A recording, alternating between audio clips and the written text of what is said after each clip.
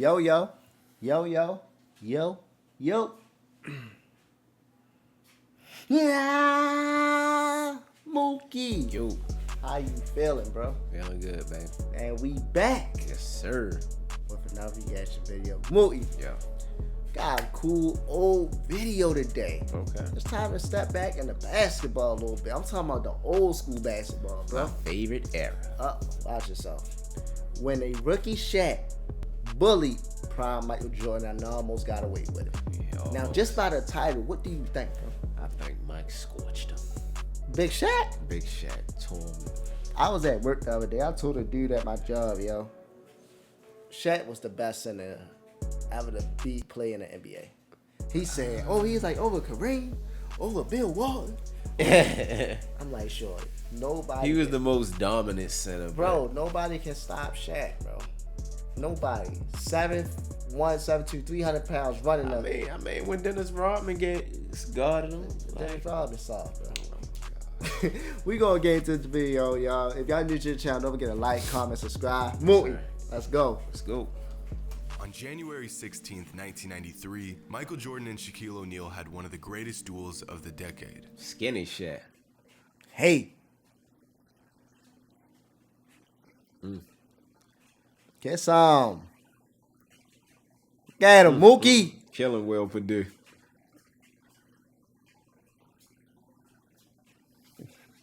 Did the Magic, I might be tripping, bro, but I remember my man's name. Did they have Nick Van Axel? No. Or was that Philly? You're talking about Nick Anderson. No.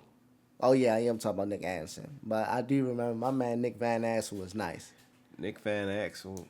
I think Van Axel played for the Lakers, bro. Or Dallas. One of.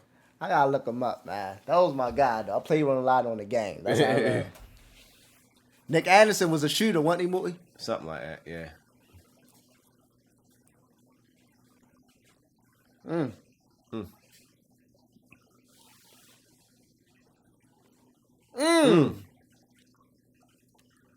He killing them boys, Mookie. Yeah. Hey. Ooh.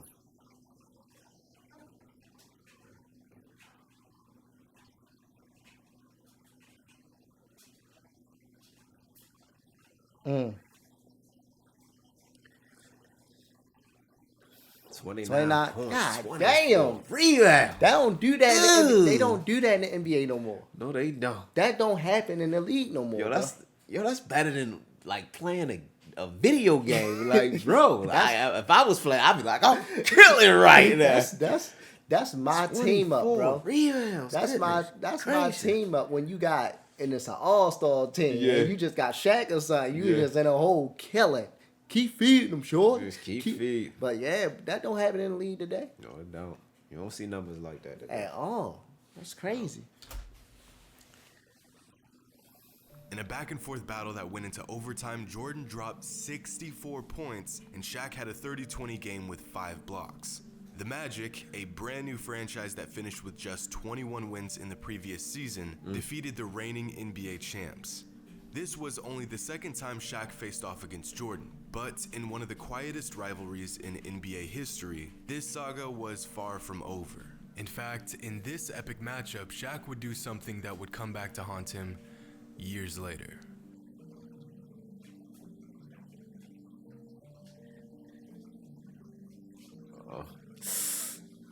Knock Mike upside his head. For real. I think he did.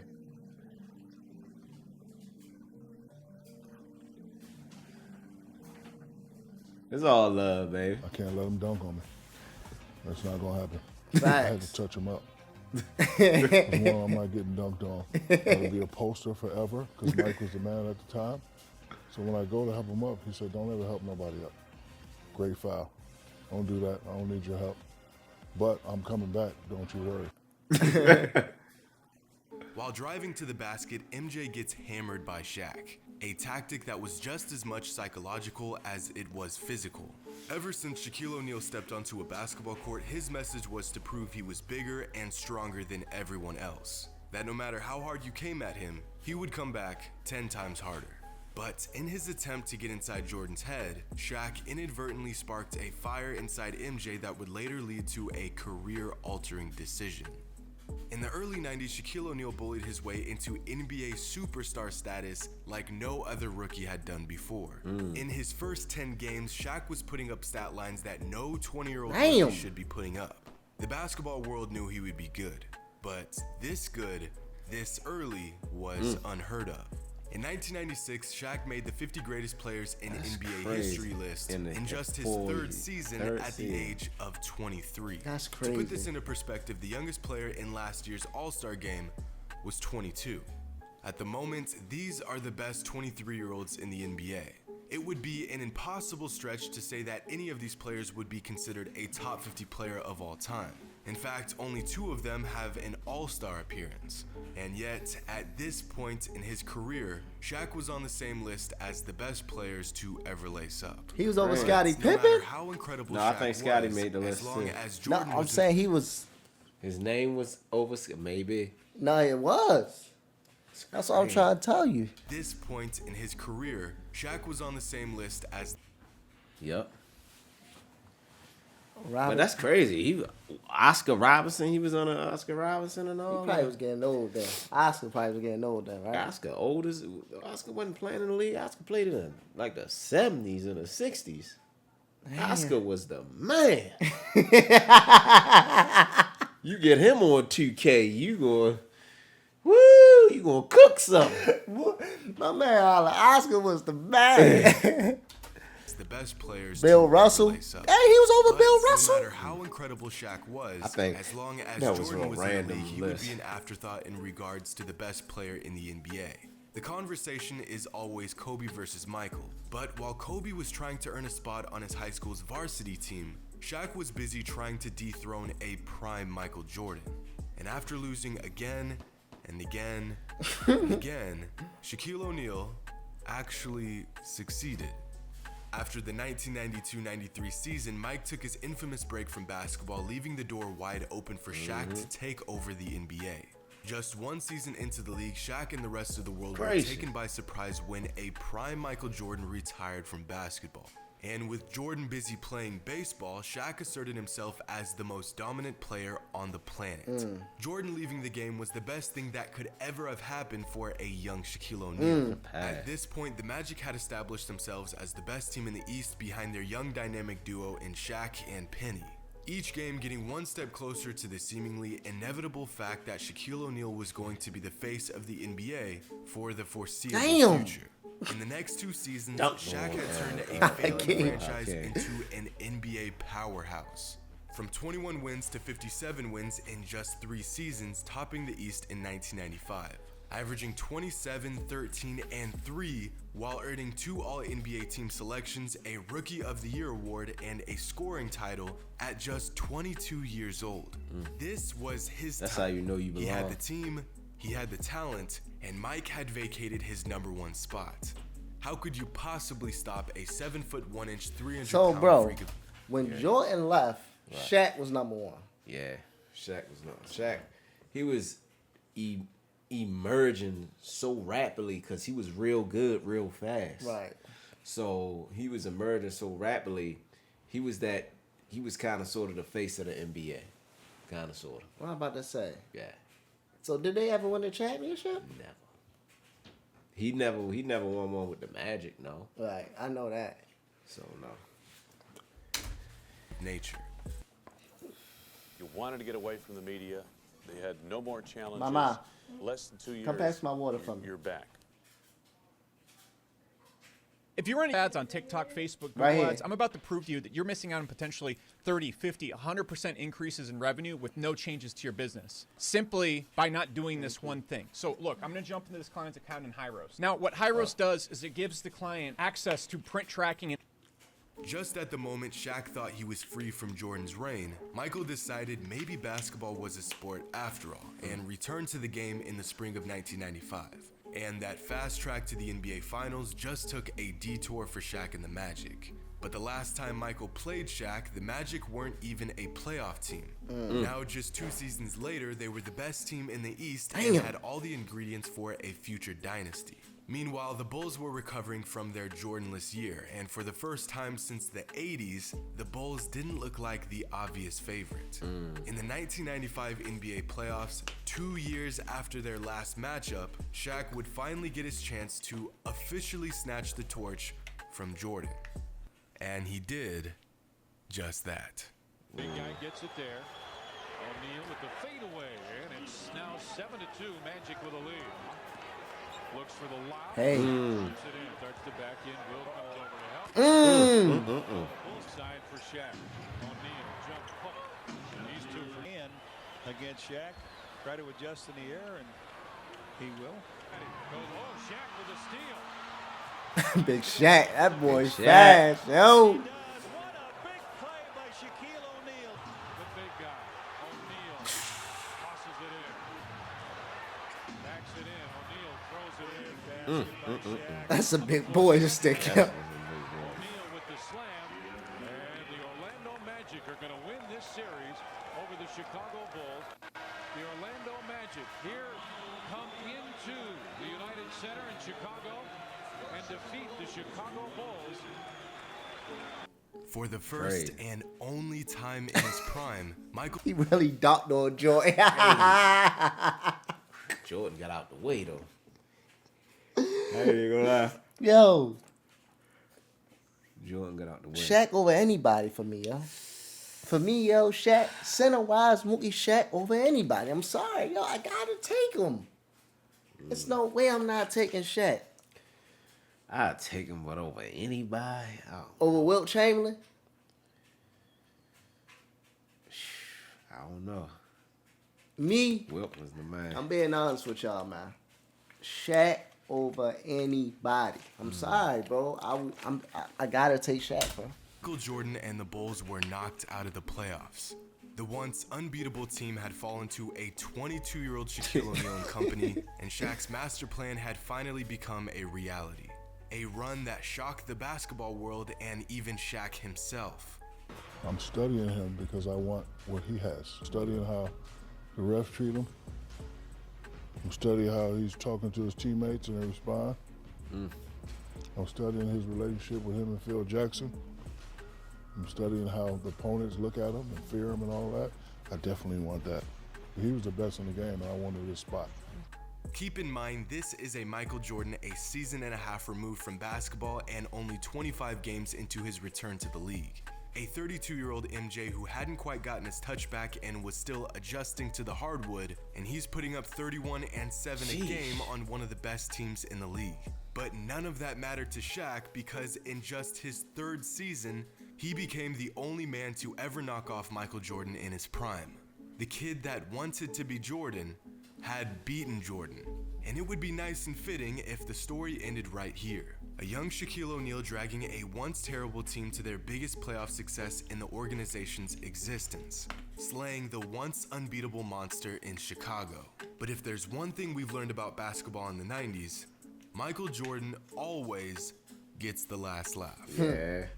Following their defeat to the Magic, Michael Jordan and the Bulls went on their 1996 revenge tour, absolutely bullying their way through the entire league, breaking multiple NBA records and winning the most games in a single season at the time. A reminder to the NBA that Michael Jordan and his squad were still the best basketball team on the planet. But behind this return to glory, an underlying motive for their success was driving Jordan to get back to that rare moment of failure in the previous season, to get revenge on the only man to beat him while he was on top. Following a regular season where the Bulls won 2 of 3 matchups against the Magic, once again, Jordan and Shaq were set to face off in the playoffs, this time in the conference finals to decide who would go on to fight for a championship. Shaq thought it was his time, but Mike had to remind the Diesel that his time was up. Michael has seen his teammates rise to the occasion, playing with the fire and determination that is the Bulls one win away from a trip to the finals. But one giant roadblock still stands in the way. お前はもう死んでいる。何? Defense to start this ballgame out. Something different. Line is set up for me. God is guarding Michael Jordan, who shoots Coach and Bushler. Michael posting up Bowie. This game looked like it was good. Yes, it was. It was. And Jordan with the rebound. Bully with the rebound. Took it from him. Move. With Jordan. Gone by in the third. Move. Jordan. Doesn't get an opportunity here. There's the hard spin. Big Shaq, yo. Jordan operating against Bully. Yes. Jordan to the fade at 6. Boy, Jordan killing, boy, yeah. Ooh. All twos, too. Michael Jordan with the pull-up. Yes. 45 points. After losing to the Magic in the season prior, the Bulls went on to sweep them in the 1996 Eastern Conference For Oldham. For older. Bring the brooms out. Bring the brooms out. Finals, including a 38-point blowout in Game 1 and holding the Magic to just 67 points in Game 3. In the 1995 playoffs, the Magic won by an average margin of just 1.25 points, winning the series in 6. In the 1996 playoffs, the Bulls won by an average margin of nearly 17 points, a beatdown of historic proportions. To put this series into perspective, the 2017 Warriors had one of the most dominating runs in NBA playoff history, going 16-1 on their path to a championship. In the finals, they nearly swept the Cavs, winning by an average margin of just 8.5 points. Jordan and the Bulls didn't just beat the Magic, they absolutely buried them in their own building. But despite getting swept, Shaq still held his own, putting up numbers that make you wonder how such a great player on a 60-win team could get walked like this. Oh, yeah. They were playing the best player to ever touch a basketball on the best team in league history. But Jordan's beatdown on Shaq doesn't end there. See, from 1992 to 1996, the Orlando Magic were quickly becoming one of the best teams in the league, getting better every single season. They had a prime Shaq, a prime Penny Hardaway, a borderline all-star in Nick Anderson, and a 3-time champion in Horace Grant. The most lethal offense in the NBA, and they were fresh off of a finals appearance. They had all the tools to make a run at a championship for several seasons. But, of course, this never happened. Despite finding success in Orlando, Shaq took his talents to LA, and, of course, the rest is history. But one of the biggest what-ifs of 90s NBA is the Shaq and Penny duo. The idea of Shaquille O'Neal taking a new, underwhelming... Who kept beating them for them not to get in the ring? The Houston Rockets. Hakeem, Kenny. Kenny, you know what I'm saying? Robert Horry, Sam Cassell. That's tough, bro. franchise to the promised land and rising up as the new face of the league. Now, there are several reasons as to why Shaq left the Magic, but one that is rarely addressed was his virtually unspoken rivalry with Michael Jordan. Was Shaq dodging Michael Jordan? Well, I wouldn't go that far. But the Diesel was, without a doubt, shaken up by MJ and the Bulls. His ego was hurt, and he knew that as long as he was in the East, and as long as Jordan was playing basketball, he would never be the guy. But in hindsight, Shaquille O'Neal's shortcomings at the hands of Michael Jordan were actually a blessing in disguise for his career. Because after going toe-to-toe with MJ, every other player, every other team was, in Shaq's words, barbecue chicken. Mike is the guy that taught me how to go to the next level. Walking off the court, Mike grabs me and says, before you succeed, you must first learn to fail. And that helped me out when I made the move to LA and kept failing. We got to win. Because that's how I became who I am today. So, although we can thank Michael Jordan for dismantling this team and stripping us from the most lethal young duo of the 90s, we can also thank MJ for running Shaq out of Orlando and giving us this.